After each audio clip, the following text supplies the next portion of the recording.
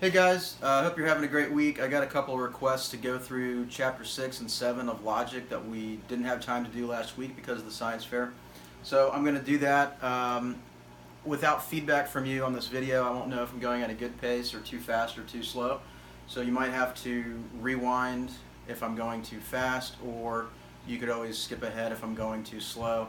I'll do a little bit of chapter 6 and a little bit of chapter 7 since I've had requests for both in the last day. So for chapter 6, the first thing to think about is that is defining some terms. Okay, so the first thing is logical equivalence, and logical equivalence means just what it sounds like. It means that two arguments are equal. Okay, so the symbol in math for equivalence, we all know, is of course equals. So I can say 3 equals 3, or A equals A, and that makes sense. So in logic, we use the biconditional operator that you've seen previously, and you can think of this as having 3 lines because you have if and only if. Okay, so I can do the same thing like I have here. So I could say A if and only if A. Okay, and then if A is false, A will be false. A is true, then A will be true. So that makes sense, I think. So this will be true and this will be true, or if A is false on this side, then A is going to be false on this side. Okay, they're going to have equivalent truth values, and this is what we're talking about when we say truth values. They're both going to be false, or they're both going to be true. Those are our truth values. It doesn't actually, at this point in time, matter exactly what the argument is. It just matters if one is true, then the other is always true. For example, I could say, let's see, what could I say? Without getting into a medical argument, I could say that if my heart is beating, if and only if my heart is beating, then I am alive. Okay? So if my heart is beating, that's true, then I am alive, that's true. The other alternative is my heart's not beating. Okay? So my heart's not beating, that's false, and I'm not alive. And it doesn't matter which way we go. Okay? So we could say that if I am alive, I am alive if and only if my heart is beating. Okay, so I can reverse these terms, and it still works. Okay, so again, if I'm alive if and only if my heart is beating. If that's not true, if I'm not alive, then my heart's not beating. And granted, we don't have to get into brain dead arguments and things like that. You get the idea. Or how about another example would be. Let's see, how about, well, I'll tell you what, let's go on to the next thing. All right, so that's logical equivalence. The next thing is a tautology, okay? So tautology is when two arguments are equivalent, when two arguments are always true due to their structure, okay? So I could say that either I am a man or I am not a man. Okay? That's always going to be true. Okay? It's like when someone says, well, either it is or it isn't. Either you're good or you're not good. Okay? We also think of this as good or bad. Okay? And you know what we could do here? Since these should be logically equivalent, we can say you're either good or not good, if and only if you're either good or you're bad. Okay? And we can combine these because if you look at these two terms, bad and not good, isn't that the same thing? You are not good if and only if you're bad. You're bad if and only if you're not good.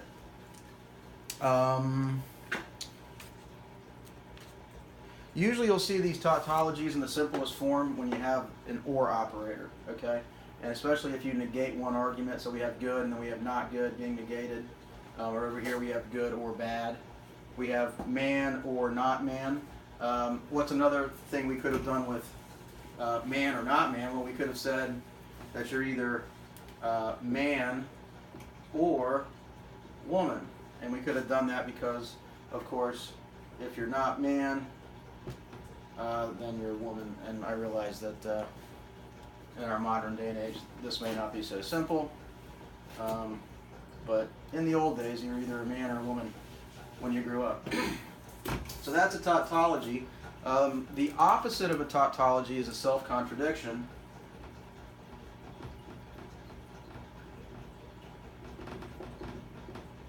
And the simplest form of that is if we simply change out the or operator from the previous example. So how about if I say, I'm a man, or I'm not a man. So that's the tautology with the or operator. It's always going to be true. If over here I turn this or into an and I say, I'm a man and I'm not a man, well, that obviously can't be true. That's a self-contradiction. Or what else? Can I say I am good and I am not good? Well, we kind of do say that, but we mean it differently. Like I'm good sometimes, but not good all the time. Or I'm good at some things, but not good at all things. But generally, if we say that you're a good person, then we can't also say you're a not good person.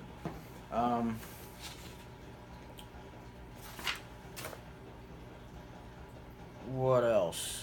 So I wouldn't be able to say I'm a man, or excuse me, I'm not female, but W. I'm a man and I'm a woman. I can't say that. I can't say I'm a human and I'm a dog. Literally, I can't say that. Okay, so those are all self-contradictions.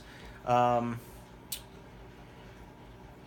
there's three relationships that you could have when we think of this. You could have equivalence. Okay, so two arguments can be logically equivalent. They can be contradictory, or they can be neither. Okay, there's actually a middle ground with this. And let's see if we have an example of middle ground. I think we do later. Something else I want to point out again. So these are your three possibilities.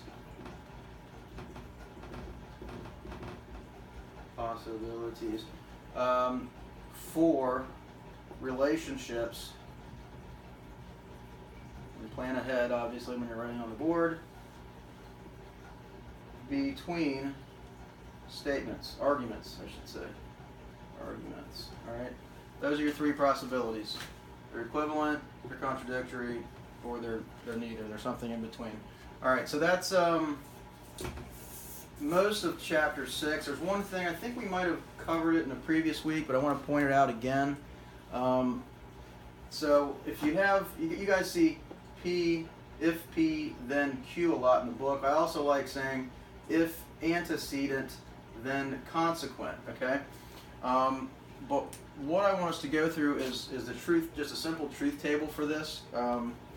And I want to do that because you're going to see something, right? So let's say the antecedent is true and the consequent is true.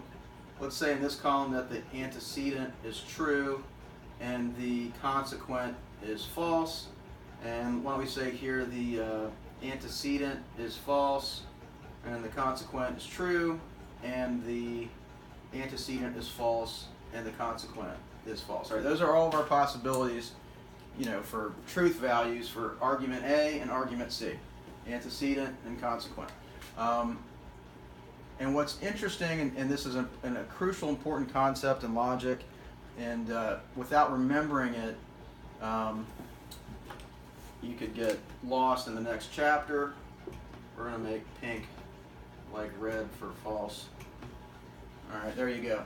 Okay, so we've learned that for if-then statements, if the antecedent is true, the consequent must be true. This if-then operator is true. Here we have a true antecedent, but the consequent is false. The if-then is false. Okay? You guys remember we did this example. If I go to the beach, then I'll be happy. Okay? And let's say I went to the beach and I was happy. The if-then was true. Alright? Now let's say I went to the beach, but I'm not happy. That means the if-then wasn't true. If I said, if I go to the beach, then I'll be happy, but I go to the beach and I'm not happy, the if-then's not true. Alright, now here's the interesting part that's special in logic that I want you to pay particular attention to. It's this section here. Okay? And the reason is that if the antecedent is false, it doesn't matter if the consequent is true or false. That's what you're seeing here. And both of these are true. And essentially what we're saying is, if you don't have the antecedent, then you're going to presume the if-then is true. And it doesn't matter if the consequent is true or false. So if we go back to the beach example, you know, there's more than one way for me to be happy. If I go to the beach, I'll be happy. But let's say I get all my work done and I do a good job. That'll make me happy. Let's say all my Challenge B students do their homework. That'll make me happy. So there's more than one way for me to be happy. There's also more than one way for me to be unhappy. Let's say none of my Challenge B students do their homework. Well, that would make me unhappy. Or let's say all of my kids are bad. Well, that would make me unhappy. So there's more than one way for me to be happy, and there's more than one way for me to be unhappy. What's important is that we presume the if-then to be true if the conditional is false. The only way for this to be false is if you have the condition, but you don't get the result. Okay, so anyway, if you have questions about that more, let me know on Thursday, and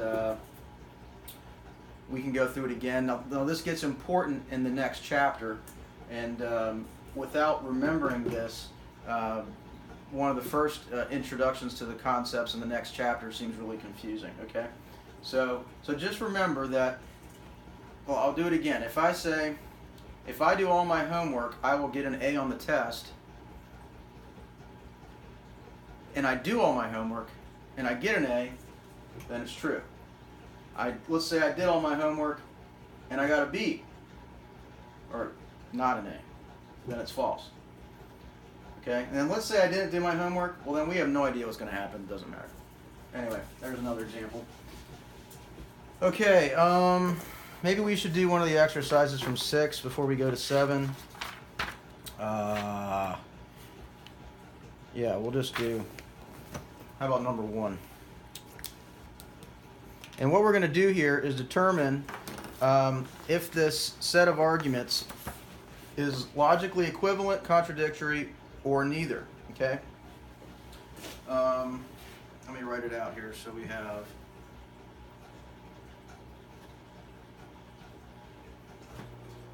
We have not P or Q. There's one of our arguments. And it is, looks like I have more space. I could have spread this out some more. So when you're trying to determine if two arguments are logically equivalent, you always set them equal to each other, logically equivalent, using the biconditional. So we have not P or not Q. And I have some more room here so I can spread this out a little bit. Not P or Q. Okay, so one of the key rules to remember is if we set an argument in any, we're going to do rows of this, guys, and in any particular row, if we set an argument to be true, then that same letter has to be true everywhere else through the row, okay? So why don't we just start and make P true. So you start with the individual arguments before you work on the operators. Once you start working on the operators, you work from the middle out, okay? So we're going to make P true. P is going to have to be true, all right?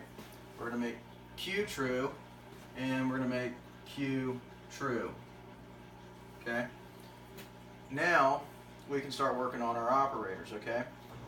What do we know? First thing, let's work on these negations, okay? We know that if P is true, not P, must be false. If Q is true, not Q must be false. All right, great. So what do we know about OR operators? If one of the arguments is true, then the OR operator is true. In this case, we have both true. The OR operator is true. In this case, we have both false, so the OR operator must be false, okay? And, all right, so here's our final argument. You can drop this down if you want. It's false, okay? I don't know if it's easier to represent it that way or not. Maybe I'll just draw an arrow. It's false. Over here, this operator was true, but this whole thing is negated, so the whole thing is false, okay? So let's see, what do we have now?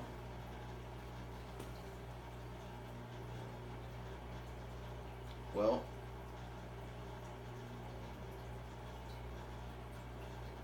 that should be correct. The operator is, well, they're logically equivalent for both false. So that should be true, but I think that's wrong. Let's see what the book says.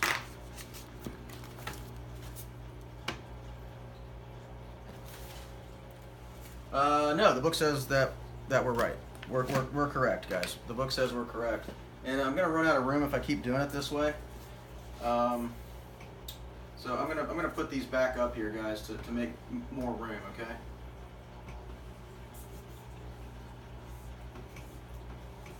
I'm just going to erase where I was dropping that down. Alright, so what you see, guys, false and false means my biconditional is true. Alright, let's try another example. How about we leave P true. Alright, P is true here. P is true here. Now let's make Q false. Q is false. Q is false, okay? So same deal, we're going to work on our order of operations, okay? We're going to cover negation first. If P is true, the negation must be false. If Q is false, the negation must be true. Remember, negations always have opposite truth values of whatever it is they're negating. Alright? Now, we can keep working here. We have false and true. Because it's an OR operator and we have one true, the OR is true. Alright, over here we have true and false. We have an OR operator. Since one is true, it's true. But we're negating this whole thing with the OR operator. So again, this one is false. Alright, so we have false and true. The truth values don't match. So it's not biconditional in this row. Alright, so what else can we do here? We can make P false and Q true. So if we do that, let's see, then P needs to be false over here. Since it's false there, it's false there. Q is true here, so Q has to be true over here.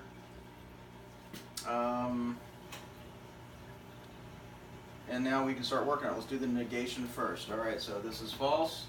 Negation is true. Q is true. Negation is false. Again, we have one true. This one's false, this one's true. Since we have one true, the OR is true. Let's work on this side. We have one true on our OR, so the OR is true. The true OR gets negated, so this is, again, false.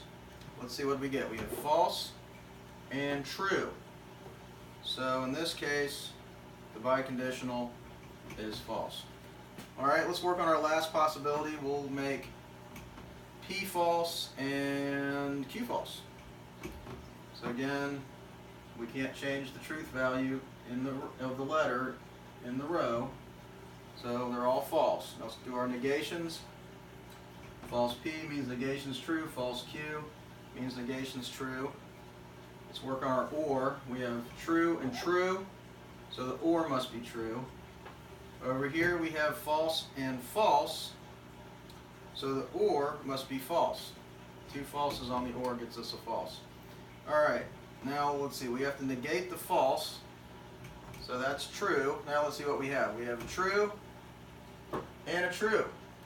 True. Alright, so in this case, the answer is, so we have three choices. We have logically equivalent, we have contradictory, and we have neither. Okay, because we have true and false values on the biconditional, this is a neither. I before E, is it like that? Spelling. Let's see, yes, I spelled it right, great. Okay, so this is neither, alright? I'm going to erase this. You might want to pause it before I go on. And I'm only going to erase part of it, okay?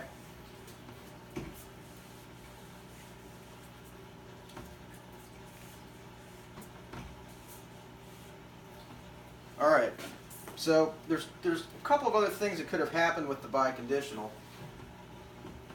Alright? If we get all trues in the rows, like let's say we had other arguments, and you always have the biconditional in the middle, but let's say we got true, true, true, and true. Well then in that case, these would be logically equivalent. Okay, so if you get all trues on your center row, between the two sides of the biconditional, you get all trues, it's equivalent. Alright? The other thing that could have happened is we could have gotten all falses. And you guessed it, in this case, this would have been contradictory. Okay, so as you go through the exercises in lesson 6, that's what you're looking for. Is your central biconditional column, what are the truth values? All true means equivalent. If you have a mix, it's neither, and all false is contradictory. Okay, so I think that's it for chapter 6. Work on those problems. If you need help with any of them, we can talk about them on Thursday. Let's go on to 7, which is an extension of these ideas. Let's see.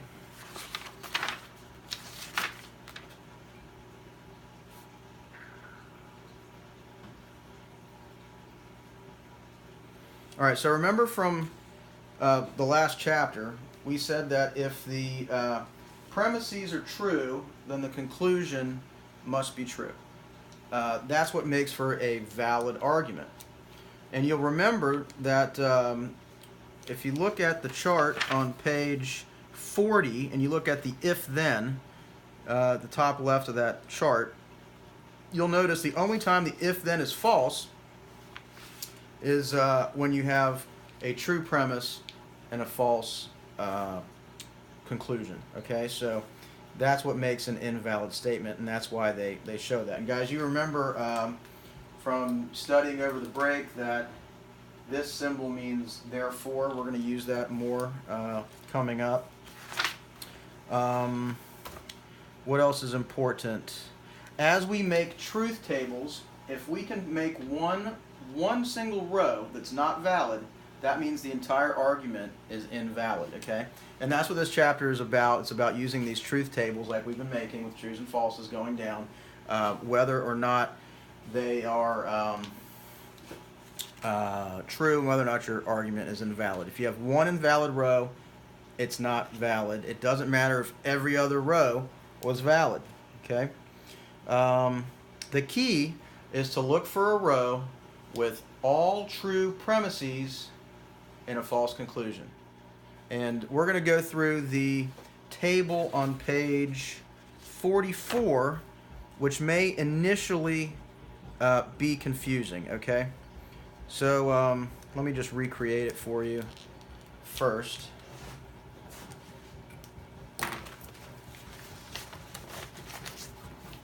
And, let's see. Don't need that or.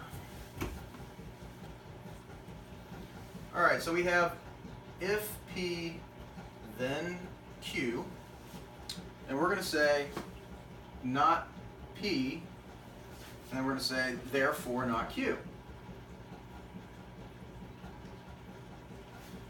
And let's go ahead and build this out.